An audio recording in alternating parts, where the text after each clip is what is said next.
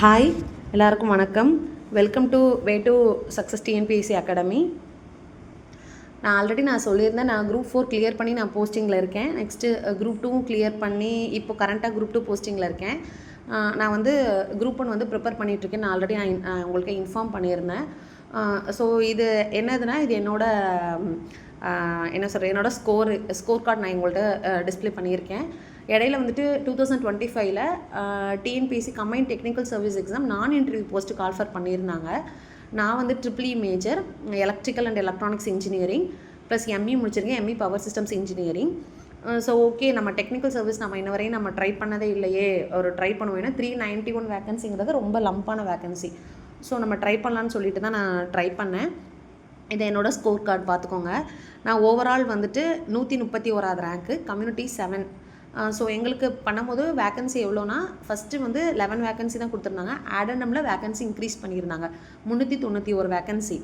அதில் நான் 131வது ரேங்க்கு, கம்யூனல் 7th ரேங்க்கு.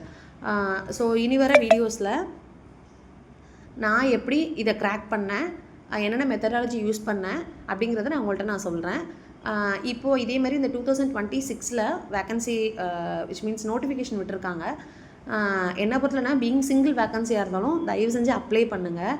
ஏன்னா அதுக்கப்புறம் ஆடனமில் கண்டிப்பாக இன்க்ரீஸ் ஆகும். நெக்ஸ்ட்டு என்னோடய ஸ்கோர் நீங்கள் இதில் பார்த்தீங்கன்னா உங்களுக்கு தெரியும்.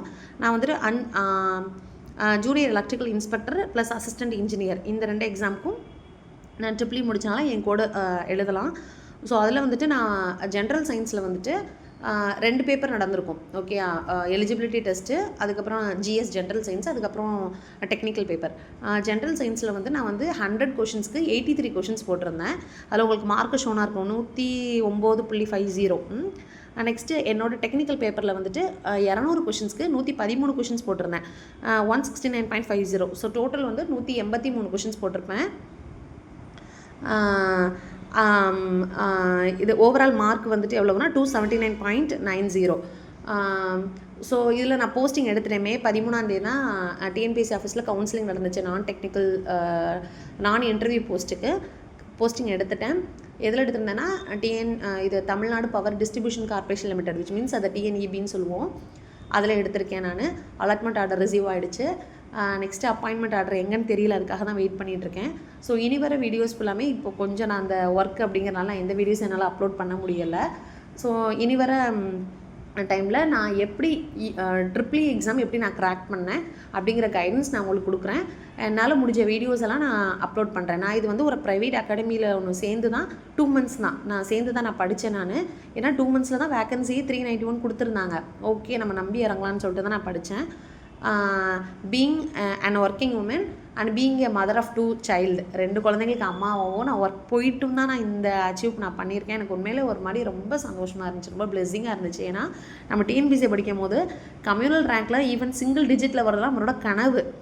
ப்ளஸ் இந்த போஸ்டிங் எடுத்துகிட்டு வந்தோடனே வெளில சாரல் டாக்ஸ் இன்டர்வியூ எடுத்திருந்தாங்க. அதில் நான் இன்டர்வியூ கொடுத்துருந்தேன். எனக்கு ரொம்ப ரொம்ப சந்தோஷமாக இருந்துச்சு. ஏன்னா இதெல்லாம் நம்மளுக்கு நடக்கும். மற்றவங்க இன்டர்வியூஸ் பார்க்கும்போது நம்ம இப்போ இந்த இடத்துல போய் இருப்போம்னு நான் நிறைய டைம் யோசிச்சிருக்கேன். அந்த கனவு எனக்கு மே 13 நினைவானுச்சு. ப்ளஸ் இது என்னென்னா ஃபஸ்ட்டு டே கவுன்சிலிங்கில் நான் போனேன். இதுவும் ஒன் ஆஃப் த ட்ரீம். ஓகேங்களா? ஸோ இதில் நான் என்ன சொல்ல வரேன்னா, நீங்கள் உங்களை நம்புங்க, டெஃபினட்டாக கண்டிப்பாக முடியும். சிங்கிள் போஸ்ட்டு இல்லை 1 போஸ்ட் 2 போஸ்ட்டு அதெல்லாம் நீங்கள் எதுவுமே பேனிக் ஆகிக்க வேணாம். உங்களை நம்பி நீங்கள் இறங்குங்க. இனி வர்றதில் நான் எப்படி க்ராக் பண்ணேன், ஜிஎஸ் என்ன பண்ணேன். ஜிஎஸ் என்னென்னா, நான் குரூப் 1 ப்ரிப்பர்னாலே எனக்கு ஜென்ரல் சயின்ஸ் ரொம்ப ஈஸியாக வந்துடும். அதனால் மேக்ஸ்லாம் கொஞ்சம் நான் நல்லாவே பண்ணாலும் அந்த ப்ராக்டிஸ் இல்லைனா எனக்கு வராது. ஆனால் இந்த டைம் தான் நான் மேக்ஸ் 25 out of 25 நான் போட்டிருந்தேன். அதனால தான் எனக்கு ஸ்கோர் இவ்வளோ ஜென்ரலில் 83 கிட்ட இன்க்ரீஸ் ஆனிச்சு.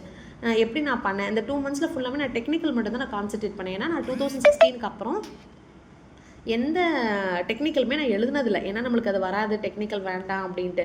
ஏன்னா நம்ம மோஸ்ட்லி நம்ம மைண்டில் என்ன நினச்சிருப்போம்னா, எல்லாமே நம்மளுக்கு ஒழுங்காக எடுக்கலை, நம்ம கோர்ஸ் வச்சு நம்ம ஒழுங்காக படிக்கலை, டெப்த்தாக படிக்கலை அப்படிங்கிற மாதிரி நினச்சிருப்போம்.